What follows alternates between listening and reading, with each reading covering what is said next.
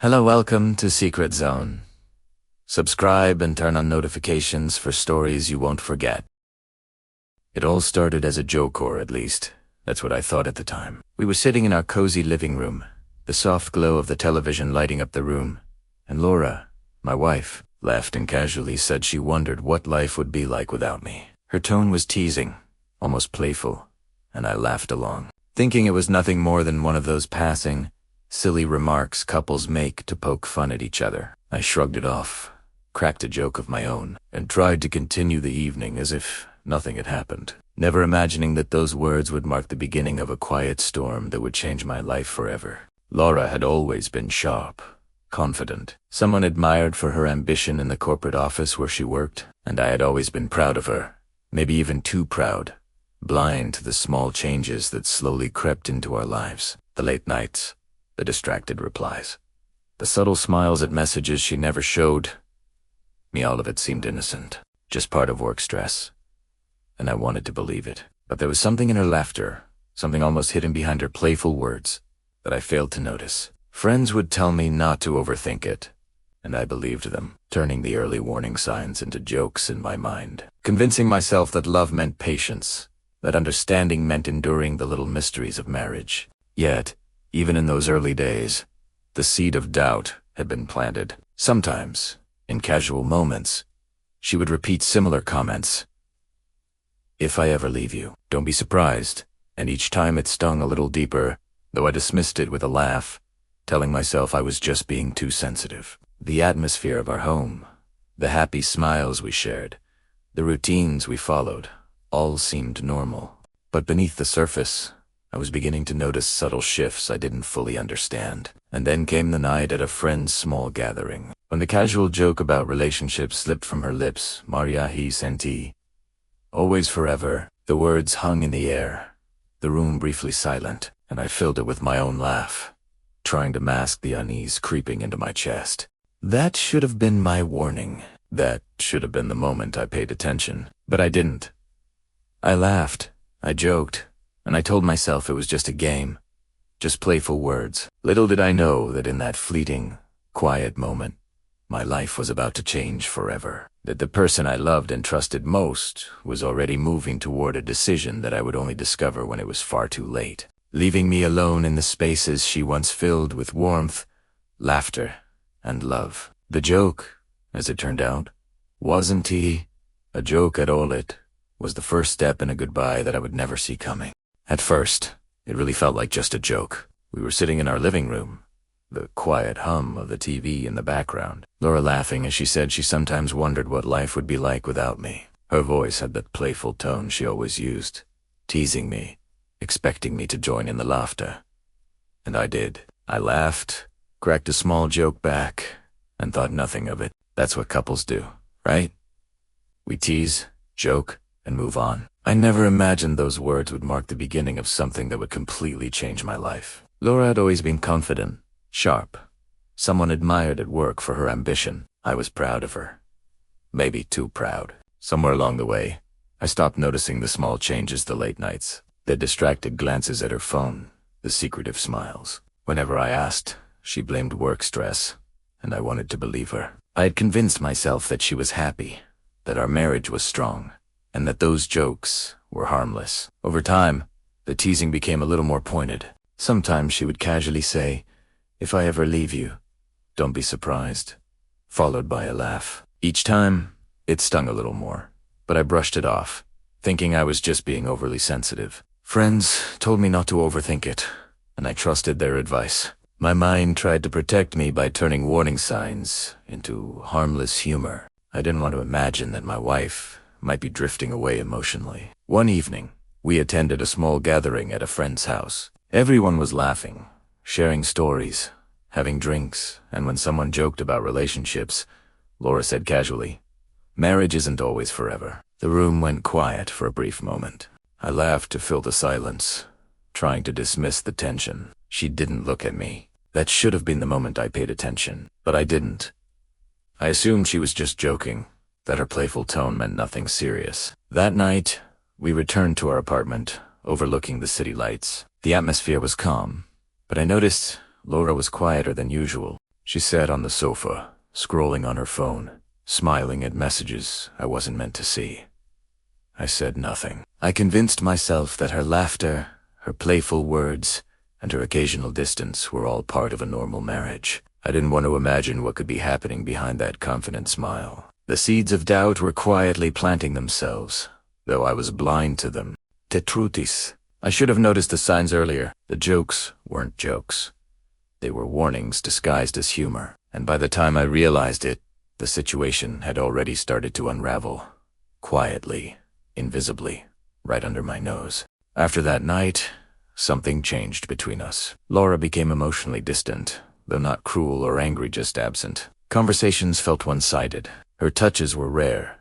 Her laughter seemed less connected, and she was constantly preoccupied. Whenever I asked if something was wrong, she told me I was imagining it, that I was over. I wanted to believe her, thinking love meant patience, understanding, and giving her space. Work became her focus, or at least that's what I told myself. She had always been ambitious, climbing the corporate ladder in a competitive environment. I admired her drive, never thinking that her focus might be shifting elsewhere, not just from work, but from me. Her little habits, the private smiles, the long phone calls she didn't explain, all went unnoticed in my desire to see her happy. Then came the day she packed a bag. I returned home from work, expecting our usual evening routine, only to find the bedroom half empty. Her jacket was missing, her shoes gone. The apartment felt colder, emptier. A note lay on the kitchen counter. I need space. Please don't make this harder. That was all. No explanation, no argument, just silence where love had once lived. I called her phone repeatedly, sent messages, all ignored. Hours turned into days. I waited, hoping for a sign, a word, any hint that she was coming back, but she didn't. She had left not just physically but emotionally long before she had taken her first step out the door. Later, I learned that she had developed an emotional attachment to someone else, a coworker who listened to her complaints, made her feel appreciated, understood. At first, she said it wasn't cheating, because nothing physical had happened yet. But I realized that labels didn't matter.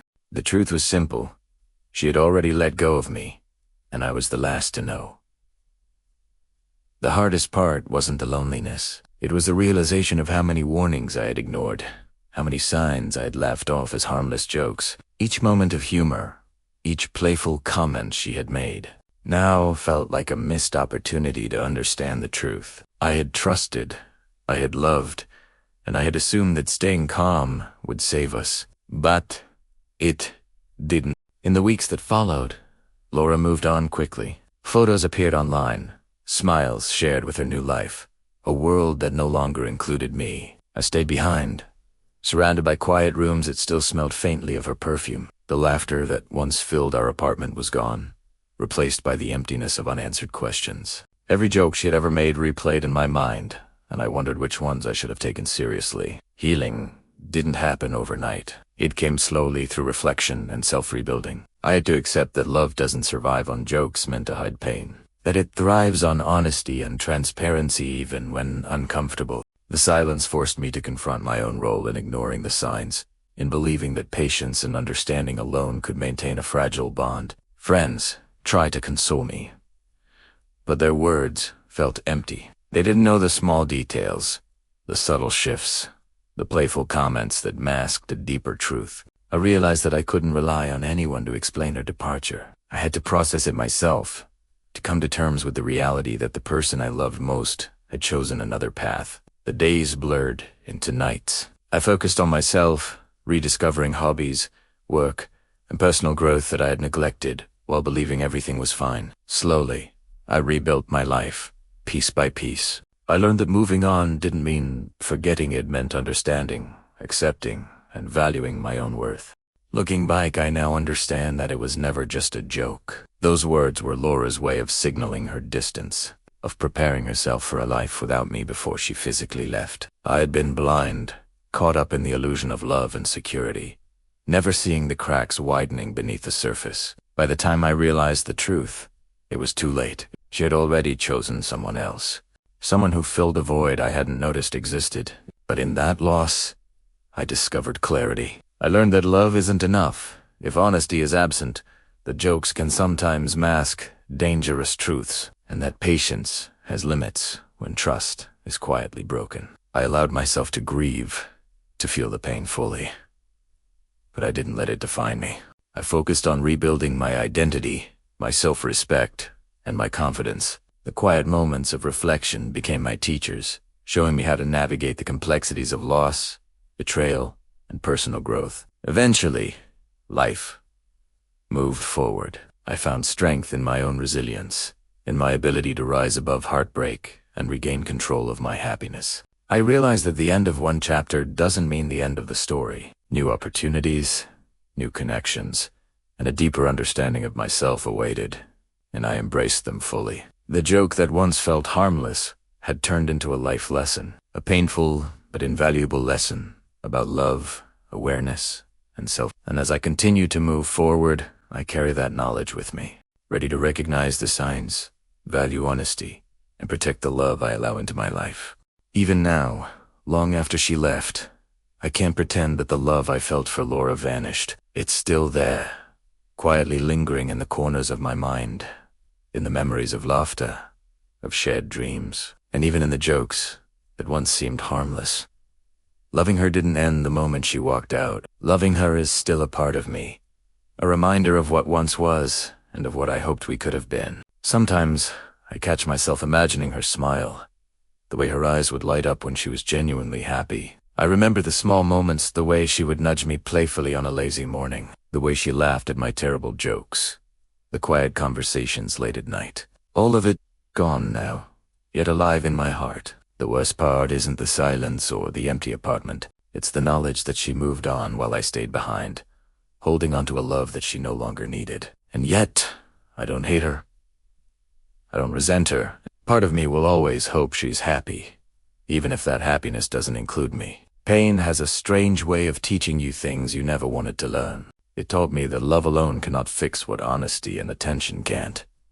It taught me that jokes can mask truth, and that ignoring the signs can leave a lifetime of what-ifs and if-onlys. And it taught me that even when your heart is broken, it can still feel love, still care, still remember without bitterness. I will never forget her, and I will never stop loving her in some quiet, private way. But I've learned to live without her presence, to carry her memory without letting it control me. Life goes on. I've learned to rebuild myself, to smile again, to open my heart carefully. Now I love myself enough to keep moving forward, even if the chapters we shared are forever closed, because sometimes loving someone means letting them go, even when it hurts more than words can ever explain. Please like, subscribe, and share. Thank you for watching Secret Zone.